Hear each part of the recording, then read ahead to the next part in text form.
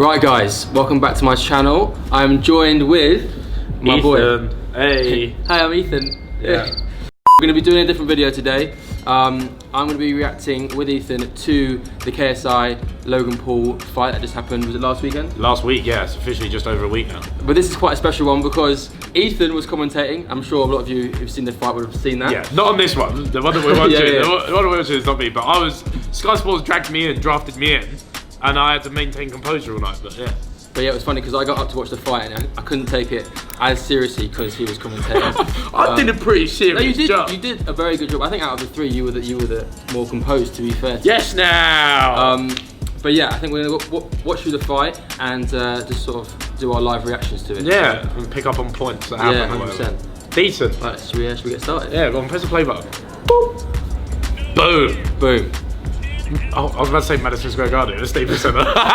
So what were you thinking before the fight? Like, were you? This is a good point. So tailor the tape, right? Yeah. Look, JJ's older, shorter, a lot lighter, yeah. and the reach. To be fair, the reach is quite similar. I thought it was different. I thought Logan. No, it's just because he's a lot bigger of a person. Yeah. But when they did their weigh-ins, we knew JJ was coming in pretty much on fight night. He was going to be like almost a stone lighter.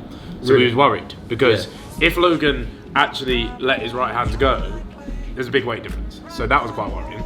But JJ opted to go for the sort of like more active light. So like after the first fight, I thought obviously KSI in terms of like pre-fight was like classic KSI, like super on Logan. Yeah. And I think like because of how the fight went, and obviously everyone was like, oh, Logan like looked more technical in some ways. I was like, oh, maybe this year KSI was a bit shook. That's how I thought I saw the press conference. Obviously he was just staying composed and obviously his training was taken a lot more seriously. Whereas with Logan, I was like, I don't know, I sort of like got pulled into the hype. Because that's the thing, he looks the business. Yeah, He looks the business when he's hitting the pads, everything, he looks the business. But I think what it comes down to, when you've got two people that they're not, after 2 years or whatever, they're not going to be good at it. They're going to be at a novice level, but I think it comes down to who wants to fight. Yeah. And like, I know JJ wants to fight, JJ wants to scrap, and that's what ended up happening. Yeah, because he was like, during the fight as well, like I thought he was just like, so dominant, as we'll see in a bit. Yeah. Like he was very like pressing on Logan, and Logan didn't do that much. No, that's it. He just doesn't. Logan never lets the right hand go, and you'll see that in the rounds or whatever's happening. But this the Australian commentary is killing me. Strong chisel.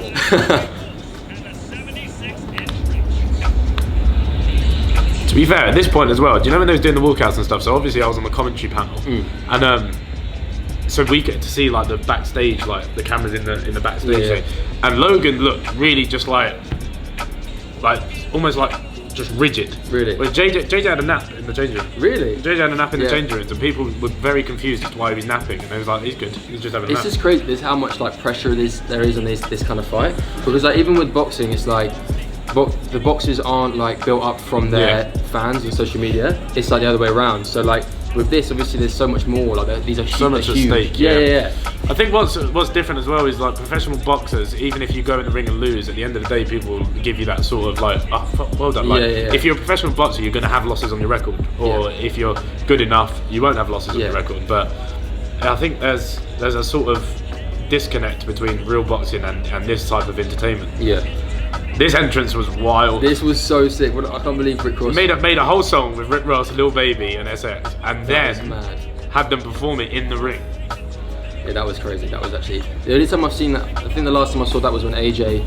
Stormzy, right? Yeah, Stormzy. Yeah, was it when he was fighting Dylan White? Yeah, I think so. Yeah, Stormzy come out with him. That was sick.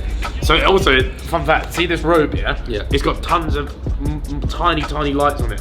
Tons of tiny lights on it, and they kept saying to the arena, "Can we shut all the lights off? Can we shut all the lights off?" Because that's what the whole point of it was. It was meant to be. They meant to be like completely luminous, but for health and safety, you're not allowed to be in dark. So that went to waste. But yeah, you sort of see it, like all the little lights in it. Yeah, it looked crazy. Alright, fight time. Let's go. Fight time. Yeah, I think you see Logan smile there because he knows that he's in for one of them just scraps. It was so nervy, but yeah, look, I don't think he liked it. Those big right hands coming in, he definitely didn't like. He looks way less confident than the first fight. I think it's as soon as those big hooks do start coming in, especially without the head guards, you sort of realise that he's constantly on the back foot. And also, I think if we were to compare it to the first fight, like it's actually like roles are reversed. Like JJ's pressing a lot more. Just the ring generalmanship, you see it all. I think it's interesting to see, because what I said was, when you're looking at the rounds, JJ is, even if he's hitting the chest or hitting the shoulder or he's hitting here, like he's a lot more active on Logan than, and he's throwing a lot more punches. So he's doing a good job. Yeah, I think you can just see that as soon as they get into an exchange where the Wild, this is a controversial round, but as soon as they get into that sort of exchange, Logan's instantly looking to just tie him up with. Because I think there was, especially in the first 2 rounds, there was like a couple of big ones that come at him and he's like, whoa, I'm good, I don't want to be anywhere near this. And then this is the round where some people say it's a slip, some people say it's a knockdown. Yeah, no, I'd be more on the side of it being a knockdown, because he lands on flush and then he hits him on the side of the head. But no, I think it was a knockdown, 100%. Yeah, here it is. He's coming now. I can't see how that's not scored as a knockdown. He says that, like, the referee says push or slip. I can see how, like, from the ref's perspective, it would be difficult. I mean, it's difficult to spot that. Even when you see it in like full speed, it's like it could look like a slip. Definitely. I mean, one thing JJ pointed out was, so this guy refed the Tyson Fury and Wilder fight, and Wilder's knockdown on Fury was a punch literally behind the ear, which is the same one that JJ done, and he scored it as a knockdown.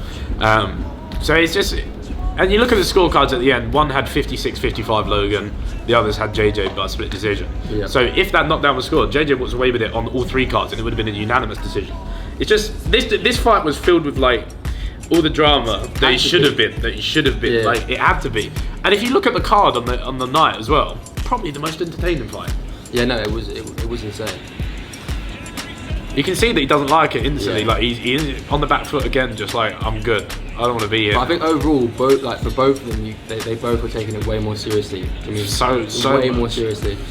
And then this is the punch, cleanly executed uppercut from Logan in round 4. It's just a shame that he followed it up with the illegal hits, because I even said on the commentary, the uppercut that he gets in is tasty.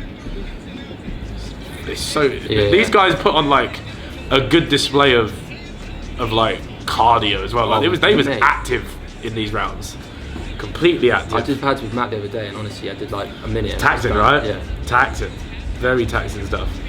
You just see like in terms of volume, you can see that's the uppercut. Let me run that back. Like this first one is so timed perfectly. Look here, the duck, bow, bang. Lands out. That is executed so nicely, and on the slow motion replays in front of us, you can see like bang, it's landed really flush, but you can see JJ's eyes are still there. He's cognitive and he's looking up for the next move.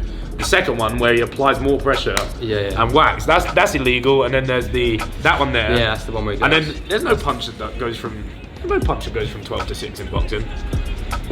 That was scary. That was scary. But seeing him stumble like this back to a corner, I was like, if his legs are done, the next round's a wrap. Yeah, that's the thing. It would be so interesting to see how this fight would have turned out if. So Logan did that first punch and then nothing. And let it run, Because he could have capitalised on it without the two illegal moves. But you can see here, look, JJ's still there. Look, he's looking for the next move. But then this, you can't do that. That's when he goes. You can't do that. And at that point as well, the referee says score the knockdown, so that's 2. So it would have been a 10-8 round, but he said take 2 points away. So essentially what he does is he brings the round back to an 8-8, which is just leaves it up in the air, which is fair enough for him. And no one's really going to overturn that. That's the thing. They keep saying they're going to appeal. You can't. It's just funny how much drama there is with this fight. It's crazy, isn't it? It's crazy. There's so many people who can like talk about the points here and there and what this would mean if that was there. And it has to be that way. It's crazy, but yeah, the first punch, class. And then JJ was allowed up to 5 minutes, and he only had a minute and a half because he knew that he didn't want Logan to recover. But literally, so I think after this as well, JJ makes it through the rest of the round. I think Vidal might have said just take round 5 off. Like, you don't need to be applying much pressure. Like, you should just focus on recovering. Because I would have had JJ up rounds 1 to 3. Logan, and that round 4 is just pretty much like void. Logan was like just vacant the whole first. And then this round is so important as well, because I think if JJ came out like he did in round 5 and just coasted it, it could have been a majority draw again. And that's not what anyone wanted. But I think you can see like especially in the commentary, when they got down to like the last 45 seconds, these guys are just going like, ah, wild. And I said as well, I was like, I wouldn't be surprised if this goes the 6 rounds, you know, because these are 2 guys that have got like huge egos. Yeah. And none of them are going to want to go down or whatever. I reckon Logan was scared about gassing out as well. I think so. I think Logan has a quite big fear of failure. So, and then this is it. Yeah, the last 10 seconds, it was like, I think Logan knew like, let's just wrap this up now.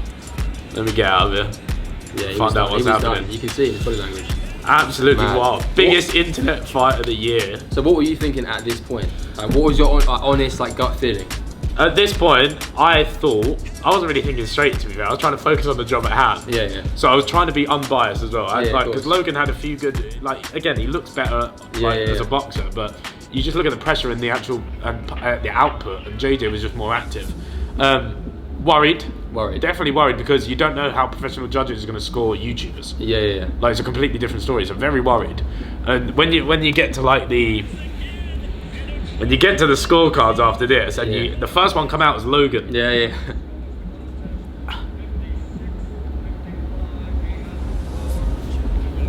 As soon as I heard that, I was like, oh no, bro. Oh no. Then there's footage of my reaction as well. I think I saw it. They did it it's on Sky. Yeah. It's this bit. Also, like, decision from the United. But so see how he says United Kingdom quite quickly there, right? Yeah.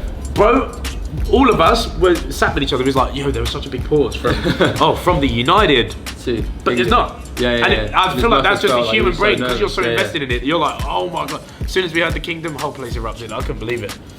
But I think that just put an end to the hatchet. Like, crazy. Logan did beat him in the first one, and realistically, if that knockdown was scored, he doesn't beat him in the second one. Yeah. And it's not even close if he does score the knockdown. You can see how much more like how emotionally look how emotional he is about it. That's one thing. I think there's like his and Vidal's bond is a huge plus to their side of the thing, because Shannon Briggs is more of like comic strip. He's like, just a bit of a showman. Yeah, that's what I mean. I think he's more of a comic strip. Yeah. And I think if he was to get, so Vidal and Logan are pretty much the same weight, cruiserweight.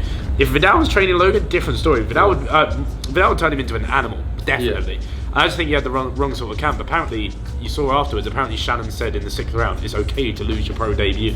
What kind of corner is that? Yeah, that's terrible. What kind of corner is that? And then, but I feel like I mean Logan's like team just seemed like they fitted Paul's down to a T, like ego-driven kind of guys. Definitely. I mean, it's like, yeah.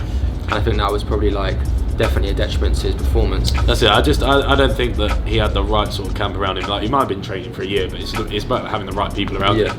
And I think having Vidal and the people he did around him was a huge plus. And then just having the fucking cojones as well. Yeah. Like, JJ was done with it ages ago. I remember talking to him in a WhatsApp chat whilst he was in Vegas. And he was like, I'm so done with like all the... That's why at the press conference he's just sat, he's like, I'm so done with it, I just want to fight him. Yeah. And I think you saw that on the night. He just went you out could there. tell it was his demeanour was so different to the first fight. It was like he was so much more like invested in it. He obviously saw like the potential on Logan's side, and he was like, rather than taking this like an idiot, I'm gonna take it seriously. He looked at his training schedule from last time he fought him. He said he was like, I did barely even put in any work. Yeah. How did he seem like leading up to the fight? Like, is he different to normal JJ? Yeah. I think he'll say it himself. He's matured a lot. Mm-hmm. Definitely, I think he's been taught a lot of discipline. I think he's now a better man than he was. Yeah. And I think that just comes through just that camp, that learning to take yourself to a deeper place. Yeah. And I definitely think he's come out the better side of it, and I think the result proves it as well. Yeah, no, I agree. Like I think last year, like obviously it's different. It's a lot more scrappy, even before the fight. That the way they speak to each other. Do you know what I mean? It's more like sport brats kind of vibe. And this year, obviously, he wasn't really saying much. He was just keeping his head down and getting on with it. And he pulled it out of the bag in the end. So he did. The boy, biggest boxing event for the YouTube world. Biggest internet event. Do you know probably ever how many happened. people tuned in? How many people tuned in? It's the most sold pay-per-view that DAZN have ever done, and it done more pay-per-view buys than AJ Ruiz. Really? And it was half, joking. yeah, it was half the price, but it done more pay-per-view buys than AJ Ruiz on Sky and stuff, and it was DAZN's most subscribed and bought fight. That's mad. It's just crossing. It's like there's a wall between like online world and mainstream. Straight through it. That's actually mad. Straight through it. So onwards and upwards.